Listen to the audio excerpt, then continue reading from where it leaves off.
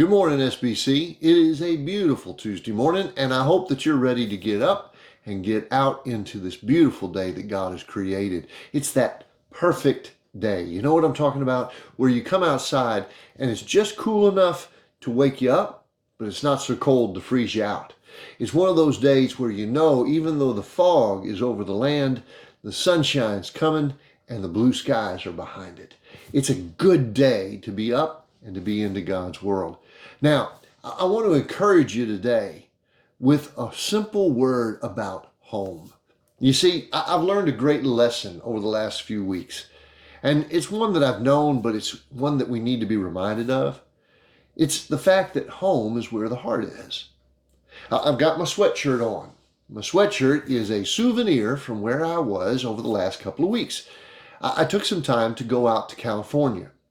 Now, I'm not a big travel person when it comes to California. That's not a destination that I often have chosen, but my mom and dad love the place. And so when they leave New England in the wintertime where it's snowy and cold and all of that, and they go to California and spend some time out there to get a little sunshine and be able to smell the ocean air a little bit, they've always invited us to come. And so this year, we had the opportunity to go and to join with them and to be out there with them. Now, again, there's not a lot in California that I'm just anxious to get out there and see. It's a beautiful state, don't misunderstand me. But the reason I went is because my mom and dad were there. I wanted to go see them, spend time with them. And in truth, that was the best moments of the trip. Oh, there were plenty of sights to see. I mean, we could see the ocean. We could go out and see the palm trees. There were cactuses and all sorts of flowering trees, and the citrus was everywhere. You know, it's a beautiful state. But the truth is, we didn't leave the condo very often, except to go out to eat some. And when we did, most of the time was very short runs, and we would come on back, and then we'd spend time sitting around just talking. One of my best memories is that mom and dad and I sat down. We had a long conversation about the rapture. Of all things, we had this long conversation about what it means for God to finally come and call us all home. It was a wonderful time. And those are the memories I'm going to keep with me. Oh, I've got the souvenir of California, but really the whole point of the trip was to be able to get home, to see my mom and dad and have some time with them. Another thing I learned while I was out there is that home is where the heart is. We were on the last day of California. We were there on that last day. I just told my wife, I said, I'm ready to go back to Kentucky. It's time. You know, we've been out under this beautiful weather and seen the sun, and we've seen the ocean, put my feet in the Pacific for just a minute or two. But I told her, I said, it's time to get back to the Bluegrass State. You know, there's just something about the farm fields that are around Hopkinsville and Christian County. There's just something beautiful about going through the woods and seeing the white-tailed deer. There is a joy to being in this place, and I love it here. Perhaps it's because I know so many folks. My heart is attached to so many lives. I miss them when I'm gone from them. And so it was fantastic to get back home. Yes, it was a beautiful place where I was at, but I knew that's not the place for me. Hopkinsville, Christian County, Kentucky, and the Bluegrass.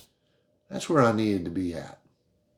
You know, the Bible teaches us that home is where the heart is, that we live in this world that's beautiful, and there are so many things to do and see around us, but we always live with this, tinge inside of us as believers, that this is not where we're supposed to be. Over in 2 Corinthians in chapter 5, the Apostle Paul wrote these words. He says, for we know that if this earthly tent we live in is destroyed, this body is destroyed, we have a building from God, an eternal house in heaven, not built by human hands. He says, we know, we live with the understanding that what we have here is temporary. But God is building for us something beautiful and permanent. What we have is a tent. What he's building is a mansion. What we have is a home away from home. But what he's building for us is truly a home where our heart is. Now, why is our heart there? Well, it's because the relationship, not just the building and the structure, the relationship. We long to be where God is. Oh, we have moments. Asbury and so many places had revival this last couple of weeks. But those are just tastes of what the real home is. I feel very at home in church. I feel wonderfully at home when we have a great worship service. My heart sings when the people of God gather together and worship together. But again, that's only a taste of what God has waiting for us coming in heaven. Well, I hope today that you will remember home is where the heart is. And I pray that your heart is with God and that you have a longing for home with Him. I hope you make it a great day. Enjoy this perfect day that God has given us. And if you're having a hard day, remind yourself that this is just the tent.